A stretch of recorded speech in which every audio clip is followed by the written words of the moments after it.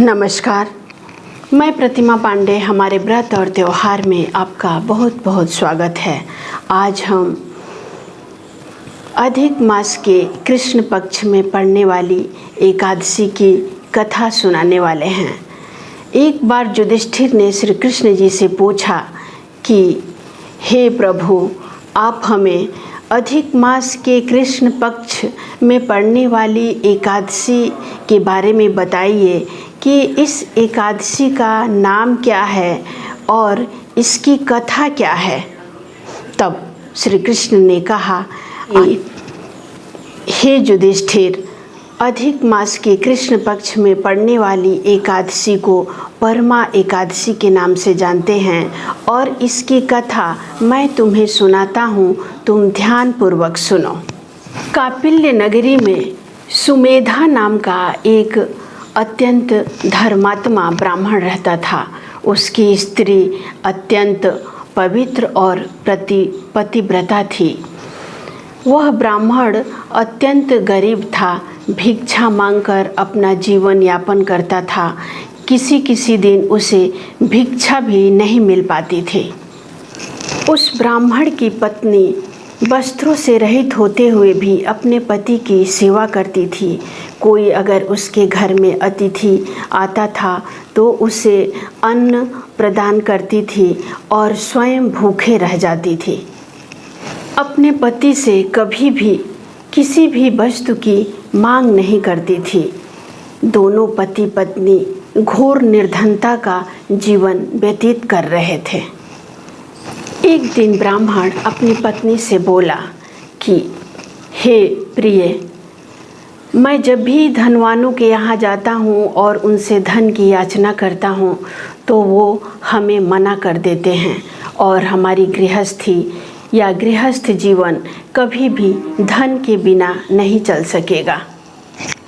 तुम्हारी अगर सहमति होगी तो मैं परदेश में जाकर कुछ काम करूँगा, क्योंकि शास्त्रों में भी कर्म को प्रधान माना गया है। ब्राह्मण की पत्नी ने कहा कि हे प्रभु, मैं आपकी दासी हूँ, आप जैसा कहेंगे उसे मानना मेरा कर्तव्य है, किंतु मनुष्य को उसकी पूर्व जन्मों का कर्म का फल मिलता है। सुमेर पर्वत पर रहते हुए सबको सोना नहीं मिलता। जिसके भाग्य में जितना होता है उसी के हिसाब से मनुष्य को प्राप्त होता है। हे स्वामी, आप मेरी बात मानिए और आप कहीं मत जाइए, यहीं पर रहिए। स्त्री की बात सुनकर ब्राह्मण वहीं पर रहने लगा। धीरे धीरे समय व्यतीत होने लगा। एक बार कौटिल्य ऋषि उधर से गुजर रहे थे। ब्राह्मण सुमेधा ने उन्हें देख लिया और उन्हें अपने घर ले गया। उनकी सेवा सत्कार की। ब्राह्मणी ने उन्हें भोजन कराया। ब्राह्मणी ने ऋषि को आसन पर बिठाया और उन्हें भोजन दिया।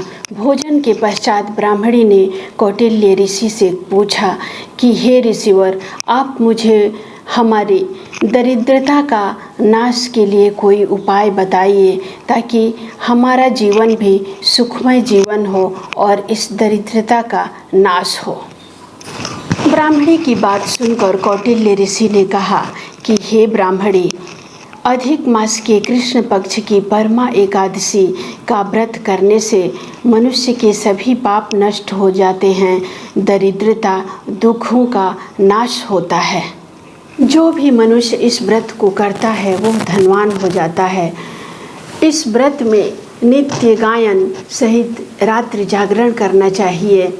जो भी मनुष्य इस एकादशी के व्रत का पालन करता है वो व्यक्ति की दरिद्रता नष्ट हो जाती है तथा वह धन और वैभव को प्राप्त करता है। यह एकादशी सभी पापों के नाश करने के साथ साथ उत्तम गति भी प्रदान करती है। धनाधिपति कुबेर जी ने भी परमा एकादशी का व्रत किया था, जिससे प्रसन्न होकर भोलेनाथ ने उन्हें धनाध्यक्ष पद को प्रदान किया। इस व्रत के प्रभाव से सत्यवादी राजा हरिश्चंद्र को उनका पुत्र, स्त्री और राज्य की प्राप्ति हुई। बाद ऋषि ने एकादशी व्रत के समस्त विधान के बारे में उन्हें बताया और ऋषि ने कहा कि हे ब्राह्मणी, पंचरात्रि व्रत इससे भी उत्तम है और इससे भी शुभ फलों को प्रदान करने वाला है। ऋषि ने कहा कि हे ब्राह्मणी, तुम अपने पति के साथ इस परमा एकादशी के व्रत को धारण करो। देखना, तुम्हें अवश्य ही सिद्धि और स्वर्ग दोनों की प्राप्ति होगी। कौटिल्य ऋषि के वचनों के अनुसार ब्राह्मणी ने अपने पति के साथ परमा एकादशी और पंचरात्रि का व्रत किया। व्रत पूर्ण होने पर ब्राह्मणी ने एक राजकुमार को अपने यहाँ आते हुए देखा। राजकुमार ने ब्रह्मा जी की प्रेरणा पाकर उस ब्राह्मण और ब्राह्मणी को एक उत्तम घर प्रदान किया जिसमें सभी वस्तुएं विद्यमान थी और ब्राह्मण ब्राह्मणी की आजीविका के लिए एक गांव प्रदान किया ताकि वे लोग आराम से रह सके। इस प्रकार ब्राह्मण और ब्राह्मणी अपना सुखी जीवन व्यतीत किए और मरने के पश्चात वे लोग विष्णु लोक को प्राप्त हुए। आप सभी लोग भी परमा एकादशी का व्रत रखकर जिस प्रकार से विधि विधान से भगवान की पूजा करते हैं, मंत्रों का जाप करते हैं, उसी तरह से एकादशी व्रत की कथा भी बहुत ही महत्वपूर्ण होती है। इसको सुने और धन, वैभव, यश को प्राप्त करें। अगले वीडियो में हम फिर एक नई जानकारी के साथ उपस्थित होंगे। नमस्कार।